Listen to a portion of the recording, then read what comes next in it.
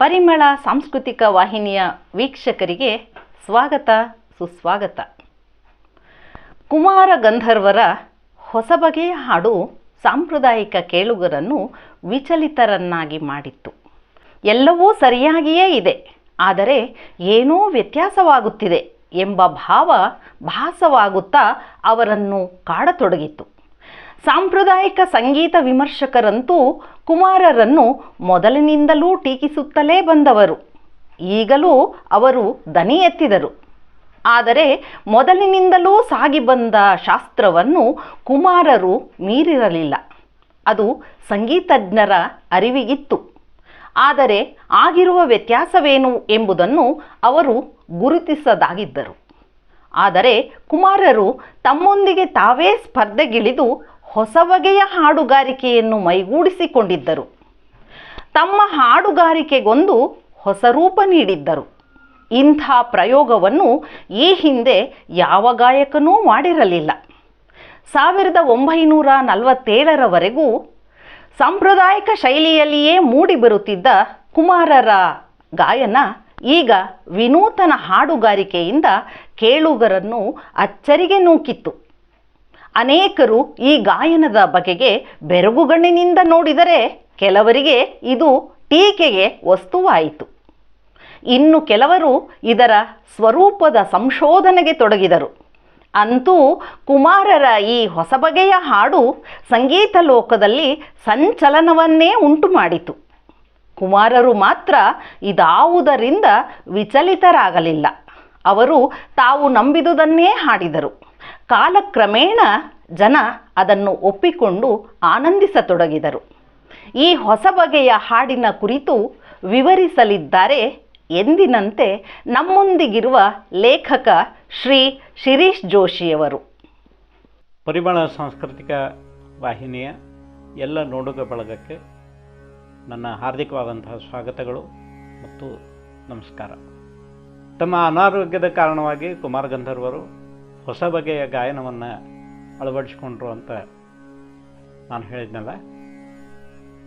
ಈ ಹೊಸ ಬಗೆಯ ಗಾಯನ ಹಿಂದೂಸ್ತಾನಿ ಸಂಗೀತ ಕ್ಷೇತ್ರದೊಳಗೆ ಒಂದು ಹೊಸ ಸಂಚಲನವನ್ನು ಉಂಟು ಮಾಡಿತು. ಈ ಬಗ್ಗೆ ಸಾಕಷ್ಟು ವಿದ್ವಾಂಸರು ಚರ್ಚೆಯನ್ನು ಮಾಡ್ತಾರೆ.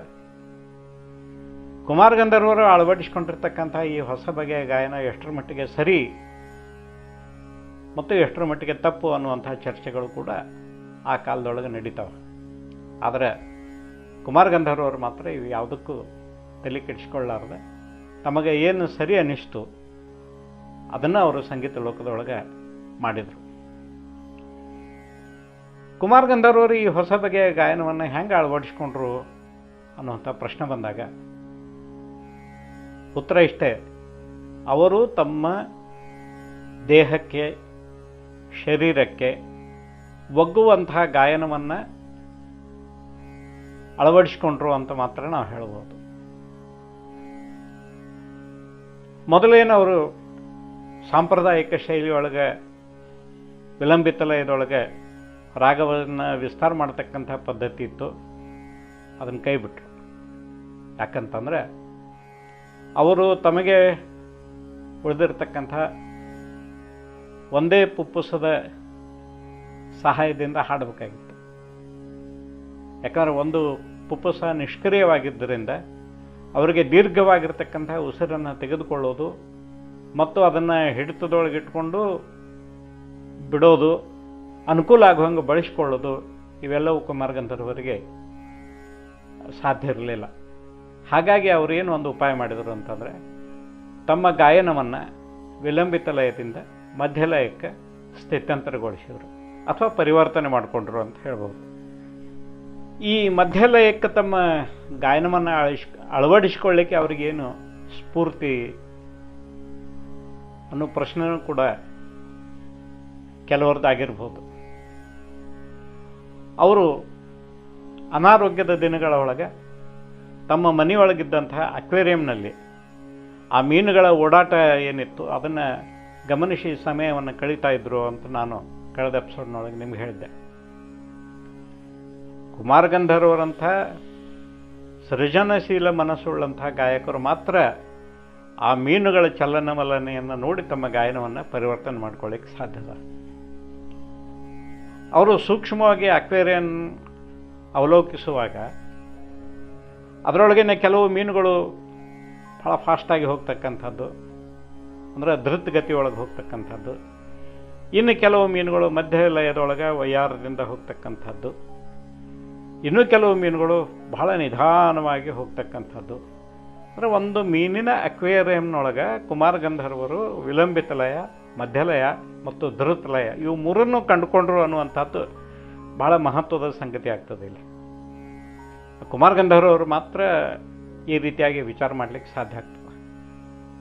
ಆವಾಗ ಕುಮಾರ ಗಂಧರ್ವರಿಗೆ ಅನಿಸಿರ್ಬೇಕಲ್ಲ, ನಾನು ಮಧ್ಯಲಯದ ಹಾಡನ್ನು ನನ್ನ ಸಾಧನೆಗಾಗಿ ನಾನು ಇನ್ನು ಮುಂದೆ ಆಯ್ಕೆ ಮಾಡಿಕೊಳ್ಬೇಕು ಅಂಥೇಳಿ ಆ ರೀತಿ ಅವರು ಮಧ್ಯಲಯದೊಳಗೆ ಆವಾಗಿಂದ ಹಾಡಲಿಕ್ಕೆ ಪ್ರಾರಂಭ ಮಾಡಿದರು. ಅದು ಅವರ ದೇಹಕ್ಕೆ ಒಗ್ಗುವಂಥ ಗಾಯನವಾಗಿತ್ತು ಅನ್ನುವಂಥದ್ದು ಭಾಳ ಮಹತ್ವದ ಸಂಗತಿ ಆಗ್ತದೆ. ಅವರು ತಮ್ಮ ಗಾಯನದೊಳಗೆ ಸಣ್ಣ ಸಣ್ಣ ತಾನಗಳು, ಮುರ್ಕಿಗಳು, ಆಮೇಲೆ ಅಲಂಕಾರಿಕ ಸಾಮಗ್ರಿಗಳನ್ನು ಎಲ್ಲವನ್ನೂ ಮಧ್ಯಲಯದೊಳಗೆ ಅವರು ಬಳಸಿಕೊಂಡು ಅದನ್ನು ಸೇರ್ಪಡೆಗೊಳಿಸ್ತಾ ಹೋಗ್ತಾರೆ. ಅನಿರೀಕ್ಷಿತವಾಗಿರ್ತಕ್ಕಂಥ ತಿರುವುಗಳು ಕೂಡ ಅವರಿಗೆ ಹೊಳೆಯೋದು ಆ ಸಂದರ್ಭದೊಳಗನ ಅನ್ನೋ ಮಾತನ್ನು ನಾವು ಇಲ್ಲಿ ಹೇಳಬೇಕಾಗ್ತದೆ. ಹಿಂಗೆ ತಮ್ಮ ಗಾಯನದೊಳಗೆ ಅವರು ಕೆಲವು ಪರಿವರ್ತನೆಗಳನ್ನು ಮಾಡಿಕೊಂಡು ಹೊಸ ಬಗೆಯ ಗಾಯನವನ್ನು ಅಳವಡಿಸಿಕೊಂಡು ಮತ್ತೆ ಸಂಗೀತ ಲೋಕಕ್ಕೆ ಪುನರಾಗಮನವನ್ನು ಮಾಡ್ತಾರೆ. ಈ ಪುನರಾಗಮನ ಹಿಂದೂಸ್ತಾನಿ ಸಂಗೀತ ಲೋಕದೊಳಗೆ ಒಂದು ಹಬ್ಬದಂತೆ ಆಚರಿಸಲ್ಪಟ್ಟಿತು ಅಂತಂದರೆ ಖಂಡಿತವಾಗಿಯೂ ಆಶ್ಚರ್ಯಕರವಾದ ಸಂಗತಿನೇ. ಯಾಕಂದರೆ ಒಬ್ಬ ಗಾಯಕ, ಅದು ಚಾಲ್ತಿಯೊಳಗಿರುವಂಥ ಒಬ್ಬ ಗಾಯಕ ಇದ್ದಕ್ಕಿದ್ದಂತೆ 5 ವರ್ಷಗಳ ಕಾಲ ಹಾಡನ್ನು ನಿಲ್ಲಿಸೋದು ಮತ್ತು 5 ವರ್ಷಗಳ ನಂತರ ಅದೇ ವಿಜೃಂಭಣೆಯಿಂದ ಪುನರಾಗಮನ ಮಾಡೋದು, ಇದು ಕುಮಾರ ಗಂಧರ್ವರಂಥವ್ರಿಗೆ ಮಾತ್ರ ಸಾಧ್ಯ ಆಗ್ತದೆ. ಈ ಕುಮಾರ ಗಂಧರ್ವರ ಈ ಪುನರಾಗಮನವನ್ನು ಆಕಾಶವಾಣಿಯೊಳಗೂ ಕೂಡ ಒಂದು ಹಬ್ಬದಂತೆ ಆಚರಿಸಲ್ಪಟ್ಟಿತು ಅನ್ನುವಂಥದ್ದನ್ನು ನಾವು ಗಮನಿಸಬೇಕಾಗ್ತದೆ. ಆವಾಗ ಮುಂಬೈ ಆಕಾಶವಾಣಿಯೊಳಗೆ ವಿಜಯ್ ತೆಂಡೂಲ್ಕರ್ ಅವರು ಕೆಲಸ ಮಾಡ್ತಿದ್ರು. ಅವರು ಈ ಕುಮಾರ ಗಂಧರ್ವರ ಪುನರಾಗಮನವನ್ನು, ಸಂಗೀತ ಲೋಕದ ಪುನರಾಗಮನವನ್ನು ವಿಶಿಷ್ಟ ರೀತಿಯೊಳಗೆ ಜನರಿಗೆ ತಿಳಿಸ್ಬೇಕು ಅಂತ ಹೇಳಿ ಸಂಕಲ್ಪ ಮಾಡಿದರು. ಅದಕ್ಕಾಗಿ ಅವರು ಏನು ಮಾಡಿದರು, ಒಂದು ಕಾರ್ಯಕ್ರಮವನ್ನು ಆಯೋಜನೆ ಮಾಡಿ ಇಬ್ಬರು ಗಾಯಕ ಮತ್ತು ಗಾಯಕಿಯರಿಂದ ಆ ಕಾರ್ಯಕ್ರಮವನ್ನು ಸಾದರಪಡಿಸಬೇಕು ಅನ್ನುವಂಥ ಒಂದು ಯೋಚನೆಯನ್ನು ಮಾಡ್ತಾರೆ. ಅದರೊಳಗೆ ಒಬ್ಬರು ಕುಮಾರ ಗಂಧರ್ವರಂತೆ ಹಾಡ್ತಕ್ಕಂಥ ಕಲಾವಿದರು, ಇನ್ನೊಬ್ಬರು ಗಾಯಕಿ ಅವರ ಜೊತೆಗೆ ಹಾಡ್ತಕ್ಕಂಥವ್ರು. ಹಾಗಾದ್ರೆ ಈ ಕುಮಾರ ಗಂಧರ್ವರಂತೆಯೇ ಹಾಡ್ತಕ್ಕಂಥ ಕಲಾವಿದರು ಯಾರನ್ನು ನಾವು ಆಯ್ಕೆ ಮಾಡಿಕೊಳ್ಬೇಕು ಅಂತ ಅವರು ವಿಚಾರ ಮಾಡಿದಾಗ ವಿಜಯ್ ತೆಂಡೂಲ್ಕರ್ ಅವರಿಗೆ ಆ ಕ್ಷಣಕ್ಕೆ ಹೊಡೆದದ್ದು ಹೆಸರು ಪಂಢರೀನಾಥ್ ಕೊಲ್ಹಾಪುರಿ ಅವರು. ಯಾರು ಈ ಪಂಢರೀನಾಥ್ ಕೊಲ್ಹಾಪುರಿ ಅಂತಂದರೆ ಅವರು ಕುಮಾರ ಗಂಧರ್ವರ ಗೆಳೆಯರನ್ನೂ ಹೌದು, ಅವರ ಶಿಷ್ಯರನ್ನೂ ಹೌದು. ಹಿಂದಿ ಸಿನಿಮಾ ರಂಗದೊಳಗೆ ಪದ್ಮಿನಿ ಕೊಲ್ಹಾಪುರಿ ಅವರ ಹೆಸರು ನೀವೆಲ್ಲ ಕೇಳಿರಲ್ಲ, ಅವರ ತಂದೆ ಪಂಢರೀನಾಥ್ ಕೊಲ್ಹಾಪುರಿ ಅವರು. ಅವರು ಕುಮಾರ ಗಂಧರ್ವರ ಪಾತ್ರವನ್ನು ಆಕಾಶವಾಣಿಗಾಗಿ ವಹಿಸಲಿಕ್ಕೆ ಒಪ್ಪಿಕೊಂಡ್ರು. ಯಾಕಂದರೆ ಅವರು ಕುಮಾರ ಗಂಧರ್ವರ ಹಾಡನ್ನು ಬಹಳ ಸಮೀಪದಿಂದ ಕೇಳಿದಂಥವರಾಗಿದ್ದರು ಮತ್ತು ಅವ್ರಿಗೆ ಶಿಷ್ಯರನ್ನೂ ಆಗಿರೋದರಿಂದ ಅವರಿಗೆ ಕುಮಾರ ಗಂಧರ್ವರ ಹಾಡಿನ ಸಂಪೂರ್ಣ ಕಲ್ಪನೆ ಇತ್ತು. ಇನ್ನು ಹೆಣ್ಣು ಧ್ವನಿಗಾಗಿ ಯಾರನ್ನ ಆಯ್ಕೆ ಮಾಡಿಕೊಳ್ಬೇಕು ಅಂದಾಗ ಅವರಿಗೆ ಹೊಡೆದಿರ್ತಕ್ಕಂಥ ಹೆಸರು ಸೀತಾ ಜಾವೇರಿ ಅನ್ನುವಂಥವ್ರು. ಇವರಿಬ್ಬರು ಕುಮಾರ ಗಂಧರ್ವರ ಶೈಲಿಯೊಳಗನ ಹಾಡಿ ಆ ಕಾರ್ಯಕ್ರಮವನ್ನು ಯಶಸ್ವಿಗೊಳಿಸಿದರು. 1952 ಈ ಕಾರ್ಯಕ್ರಮ ಮುಂಬೈ ಆಕಾಶವಾಣಿಯಿಂದ ಪ್ರಸಿದ್ಧ ಆಯಿತು. ಅದು ಬಹಳ ಪರಿಣಾಮವನ್ನು ಸಂಗೀತ ಲೋಕದ ಮೇಲೆ ಮಾಡಿತು. ಯಾಕಂತಂದರೆ ಕುಮಾರ ಗಂಧರ್ವರ ಯುಗ ಮುಗಿದೇ ಹೋತು ಅಂತ ಅಂದ್ಕೊಂಡಂಥ ಅನೇಕ ಜನ ಅವರ ಅಭಿಮಾನಿಗಳಿಗೆ ಈ ಕಾರ್ಯಕ್ರಮವನ್ನು ಕೇಳಿದ ಮೇಲೆ ಮತ್ತೆ ಹೊಸ ಭರವಸೆ ಅವರ ಮನಸ್ಸಿನೊಳಗೆ ಮೂಡಿತು. ಮತ್ತೆ ನಾವು ಕುಮಾರ ಗಂಧರ್ವರ ಹೊಸ ಬಗೆಯ ಗಾಯನವನ್ನು ಕೇಳಬಹುದು ಅನ್ನುವಂಥ ಉತ್ಸಾಹ ಅವರೊಳಗೆ ತುಂಬಿಕೊಳ್ತು. ಇದರಿಂದ ಅವರೆಲ್ಲ ಭಾಳ ಆನಂದಪಟ್ಟರು. ಈ ಕಾರ್ಯಕ್ರಮ ಮಾಡಿದ ಎರಡನೇ ಪರಿಣಾಮ ಏನು ಅಂತಂದರೆ 1952 ಈ ಕಾರ್ಯಕ್ರಮ ಪ್ರಸಾರ ಆದಮೇಲೆ ಕುಮಾರ್ ಗಂಧರ್ವರಿಗೆ ಮತ್ತೆ ಸಂಗೀತದ ಕಾರ್ಯಕ್ರಮಗಳಿಗಾಗಿ ಬೇಡಿಕೆಗಳು ಬರಲಿಕ್ಕೆ ಪ್ರಾರಂಭ ಆದವು. ಅದು ಎಷ್ಟರ ಮಟ್ಟಿಗೆ ಅಂತಂದರೆ 1954 ಆಕಾಶವಾಣಿ ಒಳಗೆ ಅವರು ರಾಷ್ಟ್ರೀಯ ಸಂಗೀತ ಕಾರ್ಯಕ್ರಮದೊಳಗೆ ಭಾಗವಹಿಸಿದರು. 1954ರಿಂದ 1957 ನಿರಂತರವಾಗಿ ಭಾರತದಾದ್ಯಂತ ಸಂಚರಿಸಿ ಅವರು ಅನೇಕ ಕಾರ್ಯಕ್ರಮಗಳನ್ನು ನೀಡಿದರು. ತಮ್ಮ ಹೊಸ ಬಗೆಯ ಗಾಯನದಿಂದ ಜನಮನವನ್ನು ಸೂರೆಕೊಂಡರು. ಕೇಳುಗರ ಕಿವಿಗಳನ್ನು ಸಂಗೀತದಿಂದ ತಂಪುಗೊಳಿಸಿದರು. ಇಂಪಾದ ಗಾಯನವನ್ನು ಹಾಡಿ ಸೊಂಪಾದ ಸಂಗೀತವನ್ನು ಕೇಳುಗರಿಗೆ, ರಸಿಕರಿಗೆ ಅವರು ಉಣಬಡಿಸಿದ್ದು ಈ ಅವಧಿಯೊಳಗೆ. ಹೀಗೆ 3 ವರ್ಷಗಳ ಕಾಲ ನಿರಂತರವಾಗಿ ತಮ್ಮ ಸಂಗೀತ ಕಾರ್ಯಕ್ರಮಗಳಿಂದ ಜನಮನವನ್ನು ಸೂರಿಕೊಂಡಂತಹ ಕುಮಾರ್ ಗಂಧರ್ವರಿಗೆ 1950 ಪುಪ್ಪುಸ ಕೆಲಸ ಮಾಡೋದನ್ನು ಕ್ಷೀಣಗೊಳಿಸಿತ್ತು. ಅದನ್ನು ಅವರು ಹಿಂದೆ ಚಿಕಿತ್ಸೆ ನೀಡಿದಂತಹ ವೈದ್ಯರು ಅದನ್ನು ಯಥಾವತ್ತಾಗಿ ಉಳಿಸ್ಕೊಂಡು ಆಪರೇಷನ್ ಮಾಡಲಾರ್ದೇ ಕುಮಾರ್ ಗಂಧರ್ವರಿಗೆ ಚಿಕಿತ್ಸೆಯನ್ನು ನೀಡಿದರು. ಈಗ ಮತ್ತೆ ಆ ರೋಗ ಉಲ್ಬಣಗೊಳ್ತದೆ. ಈ ಸರಿ ಡಾಕ್ಟರ್ ಮಧುಕರ್ ದೇಶ್ಮುಖ್ ಅವರು, ಮುಂಬೈದವರು, ಅವರು ಕುಮಾರ್ ಗಂಧರ್ವರಿಗೆ ಚಿಕಿತ್ಸೆಯನ್ನು ನೀಡ್ತಾರೆ. ಡಾಕ್ಟರ್ ಮಧುಕರ್ ದೇಶ್ಮುಖ್ ಅವರು ವಿದೇಶದೊಳಗೆ ವೈದ್ಯಕೀಯ ವೃತ್ತಿಯನ್ನು ಕಲಿತು ಭಾರತಕ್ಕೆ ಅದೇ ತಾನೇ ಮರಳಿ ಬಂದಿರ್ತಾರೆ. ಅವರು ಕುಮಾರ್ ಗಂಧರ್ವರಿಗೆ ನಿರಂತರವಾಗಿ 1 ವರ್ಷದ ಕಾಲ ಚಿಕಿತ್ಸೆಯನ್ನು ನೀಡ್ತಾರೆ. ಅವರು ಬಹಳ ಹೆಮ್ಮೆಯಿಂದ ಹೇಳ್ಕೊತಿದ್ರು, ಕುಮಾರ್ ನನ್ನ ಸ್ಟಾರ್ ಪೇಷಂಟ್ ಅಂತ ಹೇಳ್ತಿದ್ರು.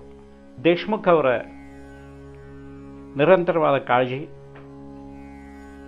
ಮತ್ತು ಅವರ ವೈದ್ಯಕೀಯ ಜ್ಞಾನ ಮತ್ತು ಕುಮಾರ್ ಗಂಧರ್ವರ ಅಪ್ರತಿಮವಾಗಿರತಕ್ಕಂಥ ಆತ್ಮಸ್ಥೈರ್ಯ ಇವೆಲ್ಲವುದರ ಪರಿಣಾಮವಾಗಿ ಕೇವಲ 1 ವರ್ಷದೊಳಗೆ ಕುಮಾರ್ ಗಂಧರ್ವರು ಮತ್ತೆ ಚೇತರಿಸ್ಕೊಳ್ತಾರೆ, ಮತ್ತೆ ಹಾಡಲಿಕ್ಕೆ ಪ್ರಾರಂಭ ಮಾಡ್ತಾರೆ. ಇದು ಅವರ ಪತ್ನಿಯ ಸಹೋದರ ಅಣ್ಣ ದತ್ತೋಪಂತ್ ಕಂಸ್ ಅವ್ರ ಮೇಲೆ ಬಹಳ ಪರಿಣಾಮವನ್ನು ಉಂಟು ಮಾಡ್ತದೆ. ಈ ವೇಳೆಗಾಗಲೇ ದತ್ತೋಪಂತ್ ಕಂಸ್ ಅವರು ದಕ್ಷಿಣ ಆಫ್ರಿಕಾದೊಳಗೆ ಕುಮಾರ್ ಗಂಧರ್ವರ ಕೆಲವು ಕಾರ್ಯಕ್ರಮಗಳನ್ನು 1959 ಆಯೋಜನೆ ಮಾಡ್ತಾರೆ. ಅಂದರೆ ಕುಮಾರ್ ಗಂಧರ್ವರು ಚೇತರಿಸಿಕೊಂಡು ಹಾಡಲಿಕ್ಕೆ ಪ್ರಾರಂಭ ಮಾಡಿದ 2 ವರ್ಷಗಳ ತರುವಾಯ ಈ ಕಾರ್ಯಕ್ರಮ ಆಯೋಜನೆಗೊಳ್ತದೆ. ಕುಮಾರ್ ಗಂಧರ್ವರು ಹಡಗಿನ ಮೂಲಕ ದಕ್ಷಿಣ ಆಫ್ರಿಕಾಕ್ಕೆ ಪ್ರವಾಸವನ್ನು ಮಾಡ್ತಾರೆ. ಅಲ್ಲಿ ಇಳಿದ ತಕ್ಷಣ ದತ್ತೋಪಂತ್ ಕಂಸರು ಕುಮಾರ್ ಗಂಧರ್ವರನ್ನು ಸ್ವಾಗತಿಸಿ ತಮ್ಮ ಮನೆಗೆ ಕರ್ಕೊಂಡು ಹೋಗ್ತಾರೆ. ವಿಶ್ರಾಂತಿ ಎಲ್ಲ ಆದಮೇಲೆ ಅವರು ಕುಮಾರ್ ಗಂಧರ್ವರ ಮುಂದೆ ಕಾರ್ಯಕ್ರಮದ ಒಂದು ಪಟ್ಟಿಯನ್ನು ಇಡ್ತಾರೆ. ಅದರೊಳಗೆ ದಕ್ಷಿಣ ಆಫ್ರಿಕಾದ ಬೇರೆ ಬೇರೆ ಪ್ರದೇಶಗಳಲ್ಲಿ, ಬೇರೆ ಬೇರೆ ಸ್ಥಳಗಳಲ್ಲಿ ಕುಮಾರ್ ಗಂಧರ್ವರ ಕಾರ್ಯಕ್ರಮ ನಿಗದಿ ಆಗಿರೋದು ಅದನ್ನು ಅವರು ಹೇಳ್ತಾರೆ. ಇಲ್ಲೇ ದತ್ತೋಪಂತರು ಏನು ಮಾಡಿದರು ಅಂತಂದರೆ, ಯಾವ ಊರಾಗ ಕುಮಾರ್ ಗಂಧರ್ವರು ಯಾವ ರಾಗವನ್ನು ಹಾಡಬೇಕು ಮತ್ತು ಯಾವ ಬಂದಿಷನ್ನು ಹಾಡಬೇಕು ಅನ್ನೋದನ್ನು ಮೊದಲ ನಿಗದಿಗೊಳಿಸಿರ್ತಾರೆ. ಇದು ಕುಮಾರ್ ಗಂಧರ್ವರಿಗೆ ಸ್ವಲ್ಪ ಬೇಸರವನ್ನು ತರಿಸ್ತಕ್ಕಂಥದ್ದು. ಯಾಕಂದರೆ ಈ ಸಂಗೀತಗಾರನಿಗೆ ಇಂಥದ್ದೇ ರಾಗವನ್ನು ಇಂಥ ಸ್ಥಳದಲ್ಲಿ ನೀವು ಹೀಗೆ ಹಾಡಬೇಕಂತ ಹೇಳಿ ಈ ರೀತಿ ಸೂಚನೆ ಮಾಡೋದೇನದಲ್ಲ, ಅದು ಸ್ವಲ್ಪ ಕಿರಿಕಿರಿಯನ್ನು ಉಂಟು ಮಾಡತಕ್ಕಂಥದ್ದು. ಕುಮಾರ್ ಗಂಧರ್ವರು ಸ್ವಲ್ಪ ಬಹಳ ಸೂಕ್ಷ್ಮ ಸ್ವಭಾವದ ವ್ಯಕ್ತಿಯಾಗಿದ್ದರಿಂದ ಅವರಿಗೆ ಇದು ಪಥ್ಯ ಆಗಲಿಲ್ಲ. ಅವರು ಭಾಳ ಸ್ಪಷ್ಟವಾಗಿ ಹೇಳಿಬಿಟ್ರು, ನೀವು ಕಾರ್ಯಕ್ರಮ ಆಯೋಜನೆ ಮಾಡಿದ ರೀತಿಯೊಳಗೆ ನಾನು ಹಾಡಲಿಕ್ಕೆ ಸಾಧ್ಯ ಇಲ್ಲ. ನನ್ನ ಆ ಕ್ಷಣದ ಸ್ಫೂರ್ತಿ ಏನಿರ್ತದೆ ಅಥವಾ ಆ ಕ್ಷಣದ ವಿಚಾರಗಳೇನಿರ್ತವೆ, ಆ ಕ್ಷಣದೊಳಗೆ ನನಗೇನು ಹೊಳಿತದ ಅದನ್ನು ನಾನು ಹಾಡ್ತಕ್ಕಂಥವ. ನೀವು ಹೀಗೆ ಪೂರ್ವ ನಿಯೋಜಿತವಾಗಿ ಇಂಥಲ್ಲಿ ಇದೇ ರಾಗ ಹಾಡಬೇಕು, ಇದೇ ಚೀಸ್ ಹಾಡಬೇಕು, ಇಷ್ಟ ಹೊತ್ತು ಹಾಡಬೇಕು, ಇಂಥ ನಿರ್ಬಂಧನೆಗಳನ್ನು ಕಲಾವಿದನ ಮೇಲೆ ಹೊರಿಸಬಾರ್ದು ಅಂತ. ಆದರೆ ದತ್ತೋಪಂತರು ಇಲ್ಲ, ನೀವು ಅದೇ ರೀತಿ ಹಾಡಬೇಕು ಅಂಥೇಳಿ ಒತ್ತಾಯಪಡಿಸಿದಾಗ ಕುಮಾರ ಗಂಧರ್ವರು ಇಡೀ ದಕ್ಷಿಣ ಆಫ್ರಿಕಾ ತುಂಬ ಒಂದೇ ಒಂದು ರಾಗವನ್ನು ಹಾಡ್ತಾರೆ, ಅದು ಕೌಶಿಕಾನಡ ಅನ್ನುವಂಥ ರಾಗ. ಮತ್ತು ಅದಕ್ಕೆ ಇರತಕ್ಕಂಥ ಸಾಜನಿಕೆ ಸಿರತಾಜ ಅನ್ನುವಂಥ ಒಂದೇ ಒಂದು ಬಂದಿಷನ ಇಡೀ ಸೌತ್ ಆಫ್ರಿಕಾದೊಳಗೆ ಎಷ್ಟು ಕಡೆ ಕಾರ್ಯಕ್ರಮ ಆಗ್ತವೆ ಅಷ್ಟು ಕಡೆ ಅದು ಒಂದೊಂದು ಚೀಸನ್ನು, ಅದು ಒಂದೇ ರಾಗವನ್ನು ಹಾಡಿ ಮರಳಿ ಭಾರತಕ್ಕೆ ಬರ್ತಾರೆ. ಬಂದ ತಕ್ಷಣ ಅವ್ರು ಮಾಡಿದ ಕೆಲಸ ಏನಂತಂದರೆ, ಮುಂಬೈದೊಳಗೆ ಭಾರತೀಯ ವಿದ್ಯಾಭವನದ ಹತ್ತಿರ ಅವ್ರದ್ದೊಂದು ನೆಚ್ಚಿನ ಪಾನ್ಪಟ್ಟಿ ಅಂಗಡಿ ಇರ್ತದೆ, ಅಲ್ಲಿ ಹೋಗ್ತಾರೆ, ಒಂದು ಪಾನ್ಪಟ್ಟಿಯನ್ನು ತಿಂದು ಅದನ್ನು ಉಗುಳ್ತಾರೆ ಮತ್ತು ಅವತ್ತ ಪ್ರತಿಜ್ಞೆ ಮಾಡ್ತಾರೆ, ಇನ್ನೆಂದೂ ಈ ದತ್ತೋಪಂತ ಕೌನ್ಸ್ ಮಾಡಿದಂಥ ಆಯೋಜನೆ ಮಾಡಿದಂಥ ಯಾವ ಕಾರ್ಯಕ್ರಮಕ್ಕೂ ನಾವು ಹೋಗಂಗಿಲ್ಲ ಅಂಥೇಳಿ ಒಂದು ಪ್ರತಿಜ್ಞೆಯನ್ನು ಮಾಡ್ತಾರೆ. ಹಿಂಗೆ ಅವರು ಒಮ್ಮೆ ಪಾನ್ ತಿಂದು ಉಗುಳಿದ್ರು ಅಂದರೆ ಆ ಚಾಪ್ಟರಲ್ಲಿ ಕ್ಲೋಸ್ ಆಯ್ತು ಅಂತನ ಅರ್ಥ. ಹಿಂಗೆ ಅವರು ತಮ್ಮ ಜೀವನದೊಳಗೆ 3 ಸರಿ ಪಾನ್ಪಟ್ಟಿ ತಿಂದು ಉಗುಳಿದಂಥ ಪ್ರಸಂಗಗಳು ಬರ್ತವೆ. ಇದು ಒಂದು ಪ್ರಸಂಗ. ಇನ್ನು 2 ಪ್ರಸಂಗಗಳು ಯಾವಾಗ ಬರ್ತಾವೆ ಅನ್ನುವಂಥದ್ದನ್ನು ಆ ಸಂದರ್ಭದೊಳಗೆ ನಿಮ್ಗೆ ಹೇಳ್ತಾರೆ. ಕುಮಾರ ಗಂಧರ್ವರು ದಕ್ಷಿಣ ಆಫ್ರಿಕಾದ ಪ್ರವಾಸವನ್ನು ಮುಗಿಸ್ಕೊಂಡು ಭಾರತಕ್ಕೆ ಬಂದ ಮೇಲೆ 100 ಕಾರ್ಯಕ್ರಮಗಳನ್ನು ಕೊಡ್ತಾರೆ. ಈ ಸಂದರ್ಭದೊಳಗೆ ಅವರು ಒಂದು ಕೆಲಸ ಮಾಡ್ತಾರೆ, ಏನಂತಂದರೆ ಅನಾರೋಗ್ಯದ ಸಂದರ್ಭದೊಳಗೆ ಬಹಳಷ್ಟು ಜನ ಅವರಿಗೆ ನೆರವು ನೀಡಿರ್ತಾರೆ. ಆರ್ಥಿಕವಾದಂಥ ನೆರವು ನೀಡಿರ್ತಾರೆ, ಮಾನಸಿಕವಾಗಿರ್ತಕ್ಕಂಥ ನೆರವು ನೀಡಿರ್ತಾರೆ, ದೈಹಿಕವಾಗಿರ್ತಕ್ಕಂಥ ನೆರವು ನೀಡಿರ್ತಾರೆ. ಇವರು ಎಲ್ಲರ ಋಣವನ್ನು ಕುಮಾರ ಗಂಧರ್ವರು ಮರಳಿ ಸಂಪಾದನೆ ಮಾಡಲಿಕ್ಕೆ ಶುರು ಮಾಡಿದ ಮೇಲೆ ಒಂದೇ ಒಂದು ನ್ಯಾಯಪೈಸ ಬಾಕಿ ಇಟ್ಕೊಳ್ಳಾರ್ದೆ, ಪೈ ಟು ಪೈ ಅಂತ ನಾವೇನು ಹೇಳ್ತೀವಿ, ಹಂಗೆ ಅವರೆಲ್ಲರ ಹಣವನ್ನು ವಾಪಸ್ ಮಾಡಿ ತಮ್ಮ ಪ್ರಾಮಾಣಿಕತೆಯನ್ನು ಕುಮಾರ ಗಂಧರ್ವರು ಮೆರೀತಾರೆ. 1960 ಕುಮಾರ ಗಂಧರ್ವರು ಮತ್ತೊಂದು ಆಘಾತಕ್ಕೆ ಒಳಗಾಗ್ತಾರೆ. ಆ ಆಘಾತ ಯಾವುದು, ಅದ್ರ ಕಥೆ ಏನು ಅನ್ನೋದನ್ನು ನೋಡೋಣ ಮುಂದಿನ ಸಂಚಿಕೆಯೊಳಗೆ. ಅಲ್ಲಿಯವರೆಗೆ ತಮ್ಮೆಲ್ಲರಿಗೂ ನಮಸ್ಕಾರ. ಮತ್ತೆ ಮುಂದಿನ ಸಂಚಿಕೆಯೊಳಗೆ ಭೇಟಿಯಾಗೋಣ.